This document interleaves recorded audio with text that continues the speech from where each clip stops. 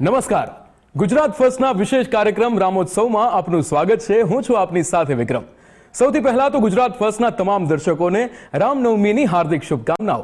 આજે રામનવમીના પવિત્ર દિવસે આપણે મર્યાદા પુરુષોત્તમ ભગવાન રામની વાત કરીશું, જેમણે ધર્મ, સત્ય અને ન્યાયનો માર્ગ બતાવ્યો. તેઓ સત્યના પ્રતીક, ન્યાયના રક્ષક અને કરુણાના સાગર હતા. રઘુકુળના રાજા હોવા છતાં તેમણે સાદગી અને ત્યાગનો માર્ગ અપનાવ્યો. એવા શ્રી રામચંદ્રની ગાથા એટલે પ્રેમ, બલિદાન અને અડગ શ્રદ્ધાનું અમર પ્રતીક. એવા નમ્રતાથી ભરપૂર મર્યાદા પુરુષોત્તમ શ્રી રામની અનેક વાતો સાંભળીશું નયન ઝા પાસેથી. નયનજી, આપનું સ્વાગત છે આજના આ ખાસ કાર્યક્રમમાં. સૌથી પહેલા તો નયનભાઈ, આજે વાત કરીશું કે રામનવમીનો આજનો આ દિવસ જે ચૈત્ર માસમાં આવે છે એને સમજીશું. નમસ્કાર ગુજરાત ફર્સ્ટના તમામ દર્શક મિત્રોને. સર્વપ્રથમ રામનવમીની બધાને હાર્દિક શુભેચ્છા. રામ જન્મનો આ દિવસ એટલે ચૈત્ર માસ. સામાન્ય રીતે અને ધાર્મિક રીતે ચૈત્ર માસનું બહુ જ મહત્વ શાસ્ત્રમાં રહેલું છે. હિન્દુ મહિના જે કહેવાય એ હિન્દુ મહિનાઓમાં પ્રથમ જો કોઈ મહિના આવતો હોય તો એ ચૈત્ર મહિનો આવે છે. વર્ષનો પ્રથમ મહિનો છે એટલે એ રીતે પણ ચૈત્રનું મહત્વ છે. સાલિવાન શકનો જે પ્રારંભ થયો એ પણ ચૈત્ર સુદ એકમના દિવસથી થયો છે. દર્શક મિત્રો, આ ઉપરાંત નવરાત્રિ જેને કહેવાય વસંત નવરાત્રિ એ પણ ચૈત્ર માસથી એમ કે શરૂ થાય છે. ભગવાન વિષ્ણુના જે 24 અવતાર કે 10 મુખ્ય અવતારની વાત કરું તો પ્રથમ અવતાર જેને કહેવાય કે મત્સ્ય અવતાર, એ મત્સ્ય અવતાર પણ આજના દિવસે એટલે કે ચૈત્ર માસમાં જ થયો છે. આ ઉપરાંત એવું કહેવાય કે ચૈત્ર માસનું એક અલગ જ મહત્વ છે. વિક્રમભાઈ, આપણે 4 યુગની જ્યારે વાત કરીએ છીએ ત્યારે પ્રથમ યુગ સતયુગ એનો પ્રારંભ પણ ચૈત્ર માસથી જ થયેલો છે. આ ઉપરાંત જે મહાન પુરુષની આપણે ચર્ચા કરવા માટે જઈ રહ્યા છે, ભગવાન રામનો જન્મ મહોત્સવ આપણું જ્યારે ઉજવી રહ્યા છે ત્યારે રામ જન્મ એ પણ ચૈત્ર માસમાં થયો છે. સાથે સાથે રુદ્રાવતાર ભગવાન હનુમાન જન્મ જયંતિ એ પણ આ ચૈત્ર માસમાં જ આવે છે. મહાવીર જયંતિ, સાથે સાથે હાટકેશ્વર જયંતિ, વલ્ભાચાર્ય જયંતિ, આવા ઘણા બધા જેને કંઈક ધાર્મિક પ્રસંગો એ ચૈત્ર માસમાં આવે છે. બિલકુલ. જ્યારે આપણે આગળ વાત કરી રહ્યા છીએ અને આપણે કહી રહ્યા છીએ કે મર્યાદા પુરુષોત્તમ રામ વિશે જ્યારે આપણે વાત કરીએ છીએ તો આ રામ નામનો અર્થ શું છે અને રામના જન્મ પાછળની શું કથા છે? રામ શબ્દનો અર્થ બહુ સરળ અને સ્વાભાવિક છે. શાસ્ત્રમાં રામ શબ્દની વ્યાખ્યા કરી છે રમંતે ઇતિ રામઃ. રમંતે શબ્દનો અર્થ થાય જે આનંદિત કરે છે તે રામ છે. રામ શબ્દનો અર્થ જ છે આનંદ. આનંદ કઈ રીતે? તો રામ જન્મ, એમનું કર્મ, એમની વાણી, એમનું મન, તો વાણી, મન, વચન, કર્મથી સ્વાભાવિક સહજ સમગ્ર સંસારને જેણે આનંદિત કર્યા છે એ છે રામ. અને રામ જન્મ વિશે એવું કહેવાય છે એટલા માટે કે 9મી તિથિ મધુમાસ પુનિતા શુકલ પરચ્છ અભજિત હરિપ્રીતા. તો ચૈત્ર મહિનાને મધુમાસ તરીકે પણ ઓળખવામાં આવે છે. મધુ શબ્દનો અર્થ જ થાય છે આનંદ. રામ જન્મની કથા શાસ્ત્રમાં 2 રીતે વર્ણવિત છે. એવું કહેવાય છે કે રામ એટલે ભગવાન વિષ્ણુનો 7મો અવતાર જેને કહેવાય કે રામા અવતાર છે.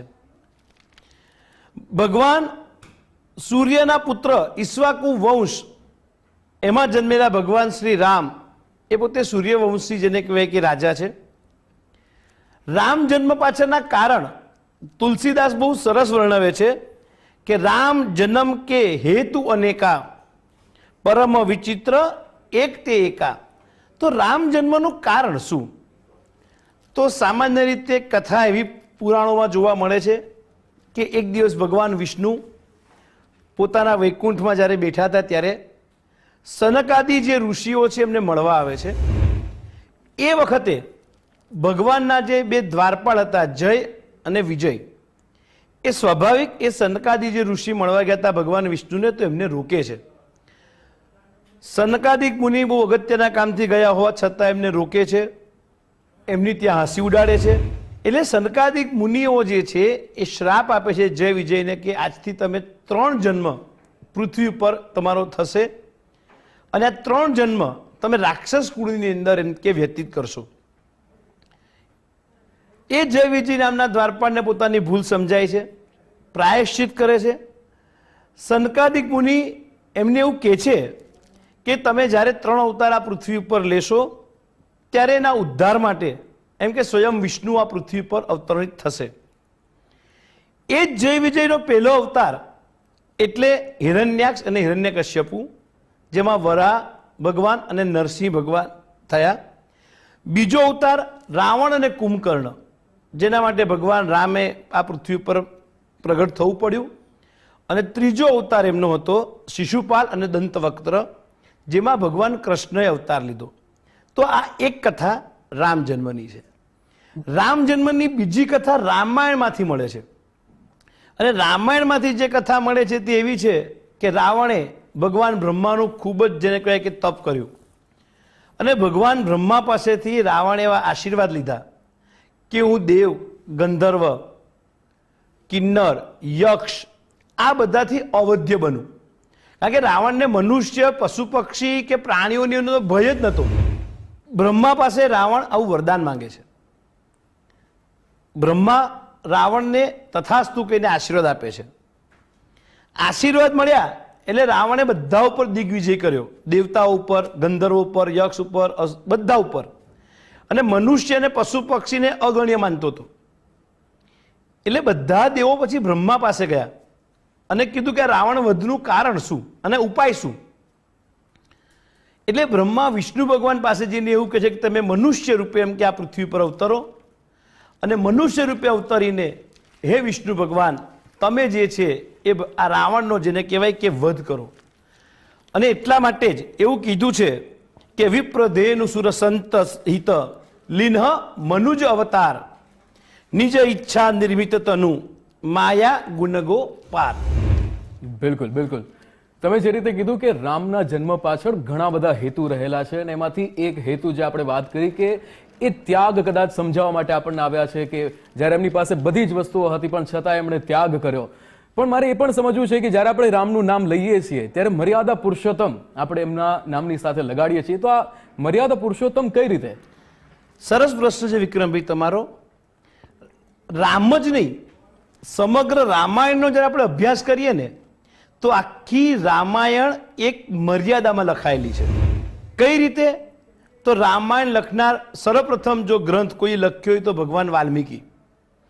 એમણે બહુ જ સુવ્યવસ્થિત રીતે પોતાની ભાષાની મર્યાદામાં રહીને આખા ગ્રંથનું નિર્માણ કર્યું છે. આખી રામાયણનો અભ્યાસ કર્યા પછી વિક્રમભાઈ ક્યાંય રામાયણમાં અતિશયોક્તિપૂર્ણ ક્યાંય વર્ણન નથી. એક રામ એક વ્યક્તિ તરીકે, રામ એક રાજા તરીકે, રામ એક યુવરાજ તરીકે પોતાની મર્યાદામાં રહ્યા છે. અને એવું નથી કે રામાયણનું મુખ્ય પાત્ર રામ છે એટલે રામ જ ખાલી મર્યાદામાં રહ્યા છે. રામ સાથે સાથે એમનો આખો પરિવાર, એ દશરથ હોય, કૈકેયી હોય, ભરત હોય, લક્ષ્મણ હોય, સીતા હોય, હનુમાન હોય, રાવણ હોય, કે કોઈ પણ પાત્ર તમે રામાયણમાંથી લો તો દરેક પાત્રએ પોતાની મર્યાદાનો ક્યાંય પણ આખી રામાયણમાં ઉલ્લંઘન કર્યું નથી. જો કૃષ્ણ જન્મ્યા, એમણે કૃષ્ણ લીલાઓ શરૂ કરી જન્મતાની સાથે, પણ રામે ક્યાંય પણ આખી રામાયણમાં પોતે ક્યાંય ઈશ્વરીય તત્વ હોવા છતાં ક્યાંય એમણે પોતે કોઈ પ્રકારની લીલા કરી નથી. એટલે આ પહેલી મર્યાદા કે મનુષ્ય તરીકે જન્મ્યા પછી મનુષ્યની જે મર્યાદા છે એ મર્યાદામાં રહીને જ રામે કાર્યો કર્યા છે. વિક્રમભાઈ, રામ ધર્મ સાથે રહ્યા છે. રામ જ્યાં ધર્મ છે ત્યાં રામ છે. વિક્રમભાઈ, ખાલી રામ મર્યાદા પુરુષોત્તમ આપણે જ્યારે એ શબ્દનો ઉપયોગ કરીએ પણ સમગ્ર રામાયણનું જ્યારે હું એનાલિસિસ કર્યું છે મેં, ત્યારે મને રામની સાથે સાથે એમના રચયિતાથી માંડીને એમના જે પણ કંઈ પાત્રો છે એ બધા જ પાત્રોએ પોતપોતાની મર્યાદામાં રહીને જ કાર્ય કર્યું છે. ક્યાંય સમગ્ર રામાયણમાં રામની કોઈ અતિશયોક્તિપૂર્ણ વર્ણન વાલ્મીકીએ આખી રામાયણમાં ક્યાંય નથી કર્યું. રામ મર્યાદામાં છે તો રામની સાથે સાથે રામનો જે પરિવાર છે એ એટલો જ મર્યાદિત છે. ક્યાંય પોતાની સત્તાનો દુરુપયોગ નથી દશરથે કર્યો કે નથી રામે કર્યો. આખી પ્રજા એવું કહે છે રામને કે ભાઈ જ્યાં રામ ત્યાં જ અયોધ્યા અને ત્યાં જ અમે રહીશું. રામ પાછળ વનમાં પ્રજા પણ આવે, પણ રામ પોતાની મર્યાદામાં રહીને એ પ્રજાને ત્યાં જ સરયુ નદીના કિનારે ઊંઘતી મૂકીને પોતે એકલા વનમાં જાય, કારણ કે પિતાની આજ્ઞા એમને એકલાને મળી છે. રામાયણમાં એક પ્રસંગ એવો છે કે દશરથ રામને એવું કહે છે બોલાવીને કે આખી પ્રજા તારા તરફેણમાં છે, તું એક કામ કર, મને જેલમાં પૂરી દે અને તું રાજ્ય ભોગવ, હું એમાં ખુશ છું, પણ તું અયોધ્યામાં રહે. ત્યારે રામે ક્યારેય પોતાની મર્યાદાનું ઉલ્લંઘન કરીને એવું કોઈ વર્ણન નથી કર્યું કે એવું કોઈ વર્તન નથી કર્યું કે જેથી એ જેને કહેવાય કે પોતાના ચરિત્ર ઉપર દાગ લાગે. રામની મર્યાદા, રામ પોતે ઈશ્વરીય તત્વ, એમને ખબર છે કે પોતે વિષ્ણુનો અવતાર છે, છતાં પણ દરેક કાર્યો કરતા પહેલા એણે જે તે વ્યક્તિની આજ્ઞા લીધી છે. તાટકા વધ કરે એ પેલા ગુરુને પૂછવામાં આવે, ગુરુ કે આ રાક્ષસીજીનો વધ કરો, ત્યારે એનો વધ કર્યો છે. બીજું આગળ તમને એક ઉદાહરણ આપું કે જેટલા પણ રાક્ષસોનો વધ કર્યો એમણે, એ દરેક જગ્યાએ જ્યાં જ્યાં નાના હતા ને ગયા ત્યાં દરેક જગ્યાએ એમણે ગુરુની આજ્ઞા લીધી. ઇવન પરશુરામનું જ્યારે એ શિવ ધનુષ તોડવાની જ્યારે વાત થાય છે ત્યારે પોતે ગુરુની આજ્ઞા લઈને જ એ ધનુષને જેને કહેવાય કે તોડવા માટે એ પોતે ઊભા થાય છે. બીજું રામની મર્યાદા સમગ્ર રામાયણમાં રામે બહુ સભાનતાપૂર્વક હું કહી રહ્યો છું દર્શક મિત્રો, કોઈ પર સ્ત્રીનો જેને કહેવાય ને કે સ્પર્શ નથી કર્યો. એ તારકાવધ કરે રામ, પણ તારકાવધ એક દૂરથી કરે છે. રામ અહલ્યાનો ઉદ્ધાર કરે પણ અહલ્યાને સ્પર્શ નથી કરતા, પોતે અહલ્યાને પોતાના ચરણની રજ જેને કહેવાય ને એ સ્પર્શાવે છે. તો રામ સમગ્ર રામાયણ દરમિયાન કોઈ અન્ય સ્ત્રી પાત્ર જેને કહેવાય કે એનો એમણે સ્પર્શ નથી કર્યો. બીજું સમગ્ર રામાયણનો અભ્યાસ કરીએ, મારા રામ વિશે બહુ ખાસ આજે આપણે જ્યારે ચર્ચા નીકળી છે ત્યારે વાત કરીશું દર્શક મિત્રો. કૃષ્ણએ ગીતાનો ઉપદેશ અર્જુનને આપ્યો છે, પણ સમગ્ર રામાયણમાં ક્યાંય પણ રામે કોઈને ઉપદેશ નથી આપ્યો. રામ પોતે શિષ્ય બનીને રહ્યા છે, પોતાની મર્યાદા. બીજું એક મર્યાદા એવી હતી કે વનવાસ થશે, હું કોઈ નગરમાં પ્રવેશ નહીં કરું, તો રામે એક પણ નગરમાં પ્રવેશ નથી કર્યો. નથી કિષ્કિંધામાં પ્રવેશ કર્યો કે નથી લંકામાં પ્રવેશ કર્યો. રામ જંગલમાં રહીને જ પોતાની મર્યાદાને આધીન પોતે જીવન વ્યતીત કરી રહ્યા છે. એણે શૂર્પણખાને કુબજા બનાવી, પણ મદદ કોની લીધી? લક્ષ્મણની. તો એ પોતે પોતાની મર્યાદા.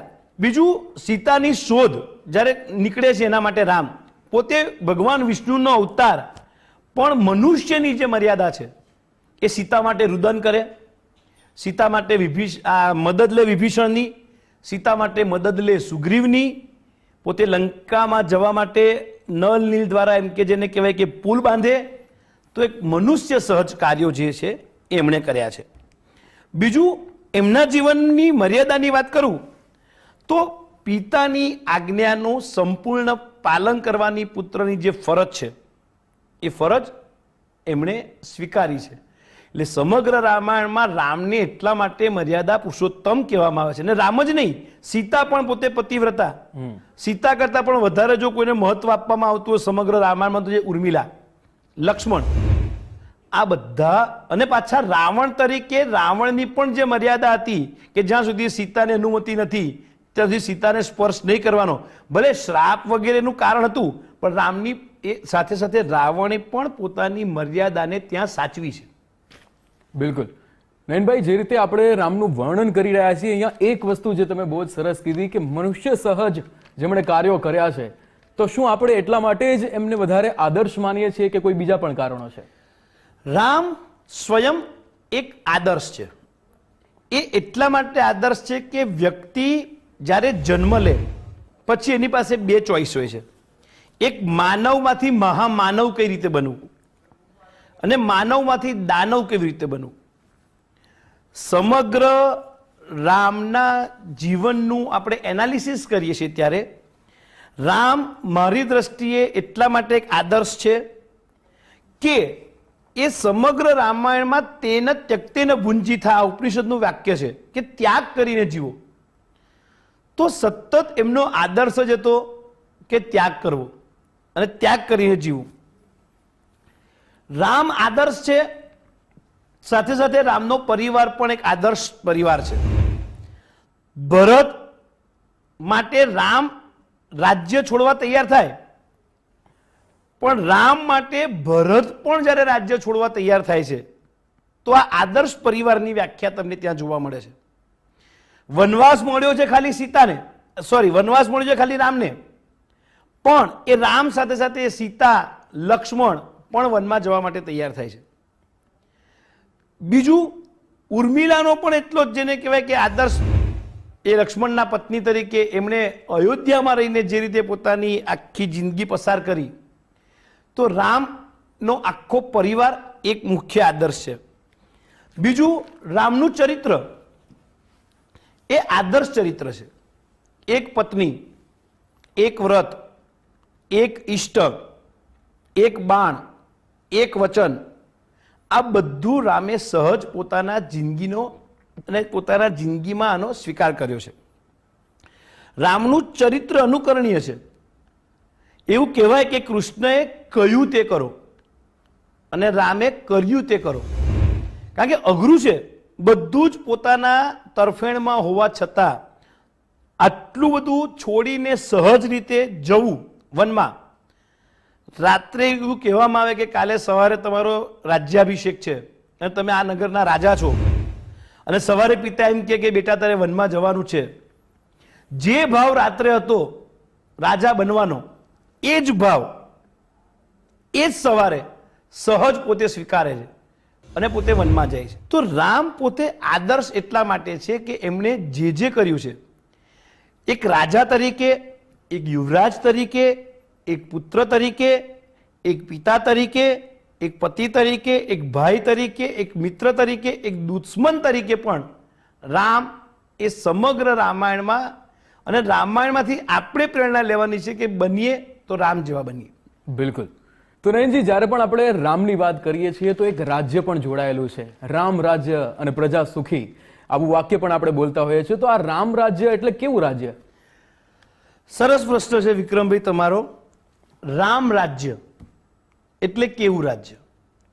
તો રામના રાજ્યની હું જ્યારે વાત કરું ત્યારે એવું કહેવાય છે કે રામના રાજ્યકાળ દરમિયાન ક્યાંય પણ દુઃખ નહોતું. વિધવા રુદન જેને કહેવાય કે રામના રાજ્ય દરમિયાન ક્યાંય નહોતો. રામનું રાજ્ય એટલે આદર્શ રાજ્ય માનવામાં આવતું હતું. અને કારણ કે રાજનીતિ શબ્દનો જ અર્થ એવો થાય કે ભાઈ રાજાની રાજ્ય ચલાવવા માટેની જે નીતિ હોય એ નીતિ એટલે રાજનીતિ. અને રામ સ્વયં જ્યારે રાજા હતા ત્યારે એમણે પોતાની નીતિઓ દ્વારા પોતાનું પ્રજાનું કઈ રીતે કલ્યાણ કરવું, કઈ રીતે ઉદ્ધાર કરવો. જુઓ, જ્યારે રામની રાજનીતિની જ્યારે વાત કરીએ છીએ ત્યારે મારું એવું માનવું છે કે દશરથ જ્યારે રામને યુવરાજ પદે ઘોષિત કરે છે ત્યારે રામ ભરતને યુવરાજ પદે બેસાડીને પોતે નિષ્કંટક રાજ્ય, એટલે પોતાની આજુબાજુની જે પણ કંઈ રાજ્ય છે એ દિગ્વિજય જેને કહેવાય કે હું જ્યારે રાજા તરીકે 14 વર્ષ પછી પાછો એમ કે ગાદીએ બેસું ત્યારે મારે આજુબાજુની જે રાજ્ય છે એ રાજ્યના બધા લોકોને મિત્ર બનાવવા. રામ અયોધ્યાથી વનવાસમાં નીકળે એટલે પહેલા જ બાજુનું ગામ કેવટ, તો કેવટને મિત્ર બનાવે, જેથી કેવટ સાથેના જેને કહેવાય કે રામના સંબંધો, આપણે એવું કહેવાય કે આપણા દેશ પછીના બાજુવાળા દેશ સાથેના આપણા સંબંધોની વાત જ્યારે કરીએ એ સારા હોવા જોઈએ, પડોશી દેશ સાથેના સંબંધો. તો રામ કેવટને મિત્ર બનાવે. થોડા આગળ જાય છે ચિત્રકૂટમાં વગેરે પંચવટીમાં જ્યારે રાક્ષસોનો વધ કરે છે તો એ પણ પોતાના રાજ્યને જેને કહેવાય ને કે સેફ બનાવવા માટે પોતાના રાજ્યના આવતા વિઘ્નોને દૂર કરવા માટે, કારણ કે રાવણ વગેરે છેક એમની જે ચોકી જેને કહેવાય ને ચિત્રકૂટને પંચવટી સુધી લઈ આવ્યા હતા અને ત્યાં સુધી સુબાહુ ને મારીચ ને જેને કહેવાય કે આ બધાનું ત્યાં સુધીનું જેને કહેવાય કે પગ પસારો હતો. એટલે રામ નિષ્કંટક રાજ્ય માટે વનમાં જવાનું જેને કહેવાય કે પોતે નક્કી કરે છે. એનથી આગળ જાય છે સુગ્રીવને મિત્ર બનાવે છે.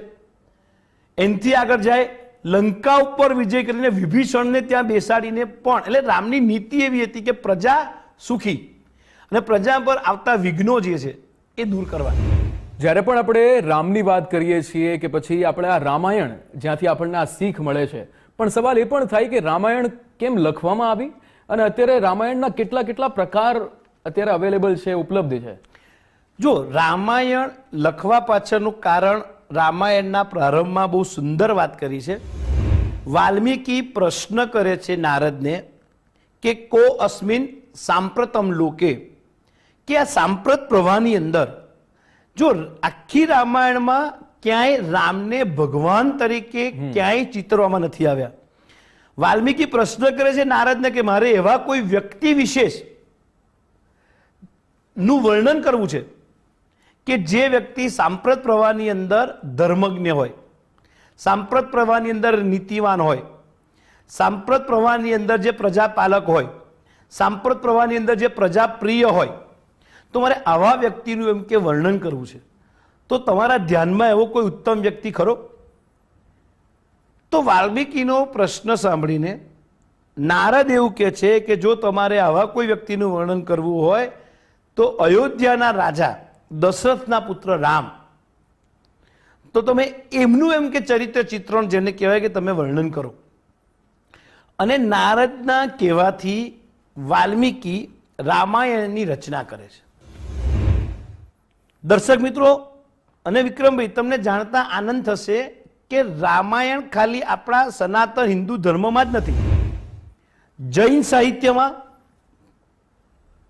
બૌદ્ધ સાહિત્યમાં, ઉર્દુ સાહિત્યમાં, ગુજરાતી સાહિત્યમાં અને ભારતની બધી જ જેને કહેવાય કે પ્રાદેશિક ભાષાઓ જેને કહેવાય એમાં રામાયણની રચના થઈ છે. રામાયણ વિશે એવું કહે છે કે પરમ કવિનામ આધારમ, એ વાલ્મીકી પછી જે પણ કંઈ કવિ કે લેખકો જે પણ કંઈ આ સંસારમાં થયા કે થશે એમણે રામાયણને બેઝ બનાવીને પોતાના ગ્રંથોની રચના કરી છે. હું તમને વાત કરું કે બૌદ્ધ સાહિત્યની વાત કરું તો દશરથ જાતક અને આગળ દશરથ કથાનકમ, આ બૌદ્ધ સાહિત્યની અંદર રામાયણ ઉપર આધારિત ગ્રંથો જોવા મળે છે. હું જૈન સાહિત્યની વાત કરું તો જૈન સાહિત્યની અંદર વિમલસુરી મહારાજે અને રવિશેણ નામના જૈન મુનિએ રામાયણની રચના કરી. બેઝ વાલ્મીકી રામાયણ. આ ઉપરાંત પુરાણોમાં પણ રામનું વર્ણન છે. રામાયણની વાત કરું તો આધ્યાત્મિક રામાયણ, અદ્ભુત રામાયણ, આનંદ રામાયણ, કાશ્મીરી રામાયણ, કન્નડ રામાયણ, મલયાલમ રામાયણ, દ્વિપદ રામાયણ, યોગ વશિષ્ઠ રામાયણ, ભુસુંડી રામાયણ, વિલંકા રામાયણ, આવી ઘણી બધી રામાયણની લગભગ 250 થી 300 જેટલી પ્રત આજે પણ સમાજમાં, દેશમાં ઉપલબ્ધ છે. દર્શક મિત્રો, જાણીને આનંદ થશે કે અકબરે પોતાના સમયકાળ દરમિયાન વાલ્મીકી રામાયણનો ફારસી ભાષામાં અનુવાદ કર્યો હતો, જેને અલબદા મુનિ આવા એક ફારસી પોતે અનુવાદક થઈ ગયા અને એમણે વાલ્મીકી રામાયણનો અનુવાદ કર્યો. જહાંગીરના સમયમાં પણ રામાયણનો જેને કહેવાય કે અનુવાદ થયો છે.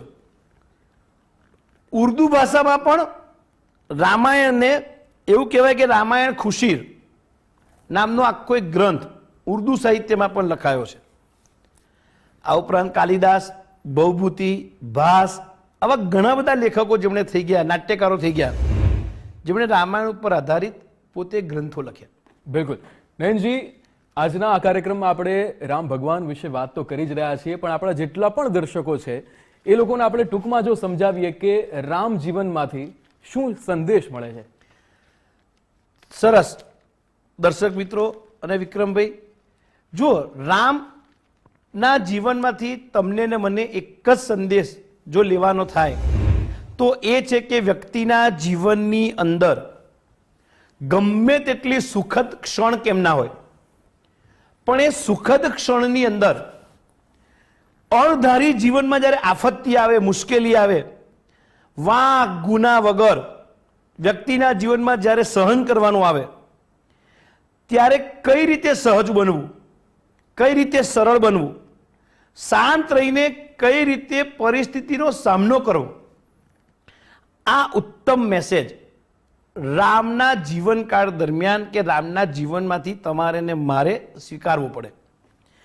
બીજું, રામના જીવનમાંથી એક મુખ્ય સંદેશ એ પણ મળે છે કે રામ અને એમના જીવન દરમિયાન જે પણ કંઈ દુઃખ આવ્યું એ દુઃખને સહજ રીતે સ્વીકારવું. સારું થાય જીવનમાં તો દરેક વ્યક્તિએ એવું વિચાર્યું કે જીવનમાં ઈશ્વરની કૃપા થઈ છે, અને ખરાબ કંઈ થાય છે તો એવું વિચારું કે ઈશ્વરની ઈચ્છા છે. આમ માનીને રામાયણમાંથી આપણે સંદેશો લેવો જોઈએ. બિલકુલ.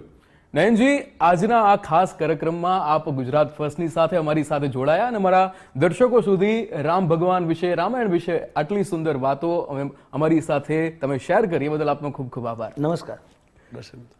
તો દર્શક મિત્રો, આજના આ પાવન અવસરે રામોત્સવમાં રામ ભગવાન વિશે, રામાયણ વિશે અદ્ભુત વાતો આપણે સાંભળી.